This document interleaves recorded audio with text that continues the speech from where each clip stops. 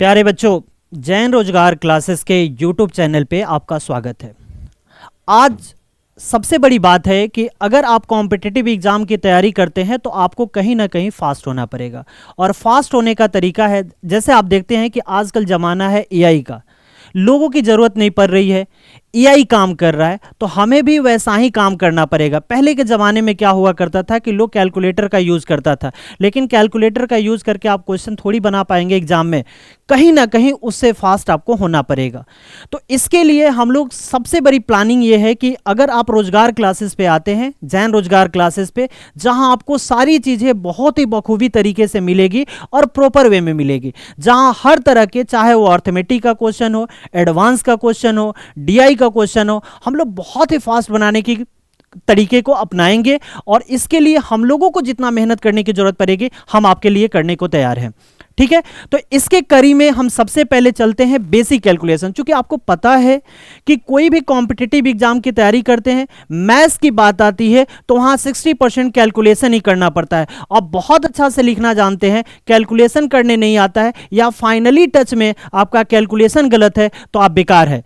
क्योंकि जब तक आपका आंसर नहीं आएगा, आप कितना प्रॉपर वे से बनाए हैं इसका कोई मीनिंग नहीं बनता है कॉम्पिटिटिव एग्जाम में।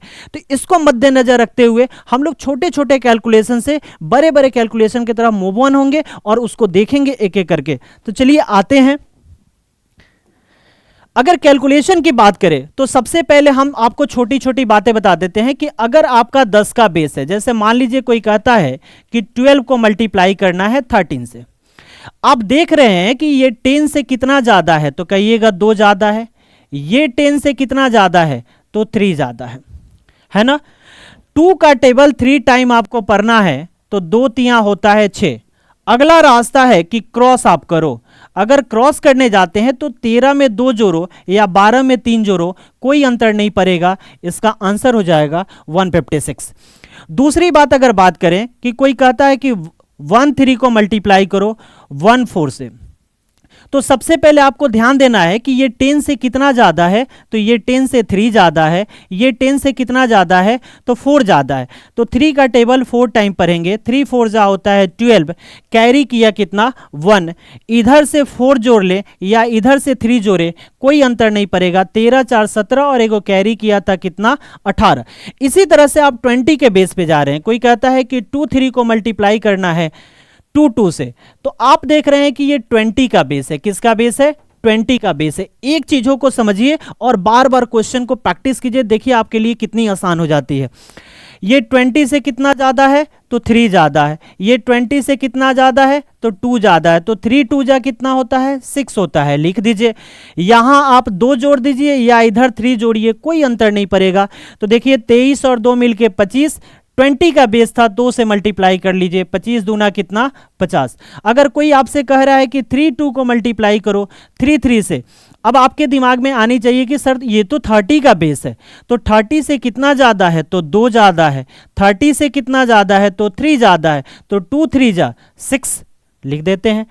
इधर से 3 जोड़ दीजिए या इधर से 2 जोड़िए, कोई अंतर नहीं पड़ेगा। तो 33 2 35 या 32 3 35। 35 का टेबल आपको 3 बार पढ़ना है, 35 का टेबल 3 टाइम पढ़िएगा तो 100 कितना होगा 5 होगा।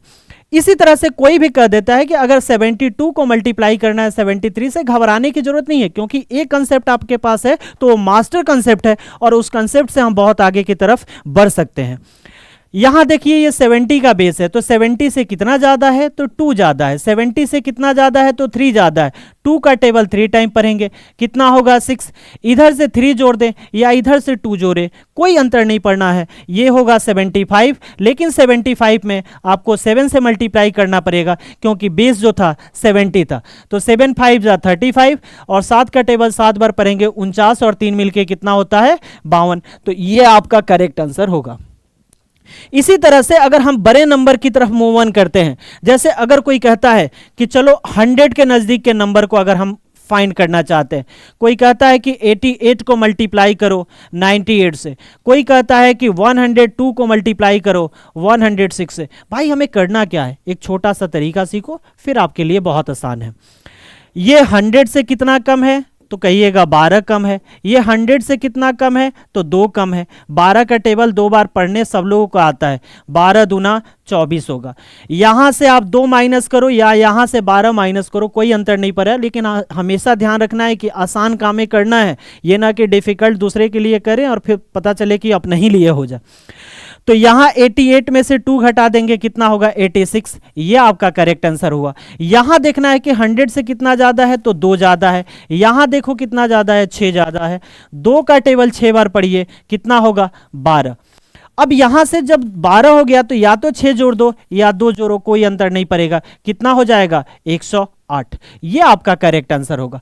लेकिन हमें ऐसे भी नहीं करने हैं, अब इसके भी तरीके होते हैं कि कोई कहता है कि 103 को मल्टीप्लाई करो 107 से, तो ध्यान रखिएगा पहले 3 का टेबल 7 बार पढ़ेंगे, 7 3 जा कितना होगा 21 होगा।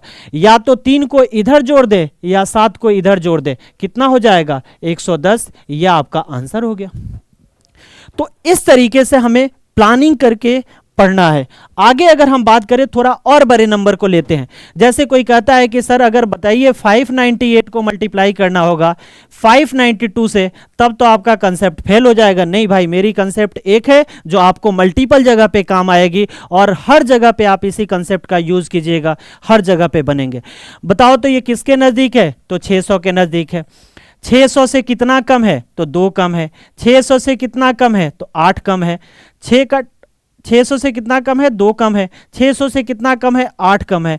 8 का टेबल 2 बार पढ़ो, 8 दूना कितना होता है 16। इधर से 8 घटा लो या इधर से 2 घटाओ, कोई अंतर नहीं पड़ेगा। ये हो जाएगा आपका 590 और 590 को मल्टीप्लाई कर देना है 6 से, तो 6 का टेबल 0 टाइम पढ़िएगा 0 होगा। 9 6 54 होता है और 6 का टेबल 5 बार पढ़िएगा 30 और 30 और 5 मिलके कितना 35। आप अब कैलकुलेटर से कैलकुलेट करते रहो, यही आपके जवाब आएंगे। अगर कोई कहता है कि 1105 को मल्टीप्लाई करो 1106 से, देखो तो 5 का टेबल 6 बार पढ़ना है, तो 6 पचे कितना होगा 30। इधर से 5 को जोड़ दे या इधर से 6 को जोड़े, कोई अंतर नहीं पड़ने वाला है। अगर जोड़ते हैं तो कितना होगा 1111। 1111 में 11 से मल्टीप्लाई करना है, 11 एकम 11, 11 एकम 11 1 12 और 11 11 121 और 1 मिलके कितना 122। आप कैलकुलेटर से कैलकुलेट करो, आपको यही जवाब आएंगे और विद इन द सेकेंड आप किसी भी क्वेश्चन को बना सकते हैं अगर आपके पास कैलकुलेशन है तो। आप कहते हैं कि इस कैलकुलेशन का यूज कहां पड़ता है, कैलकुलेशन का हर जगह। मैथ्स की दुनिया अगर है, मैथ्स है, तो बिना कैलकुलेशन का नहीं होता है, इस चीज को ध्यान में रखना है, ठीक है।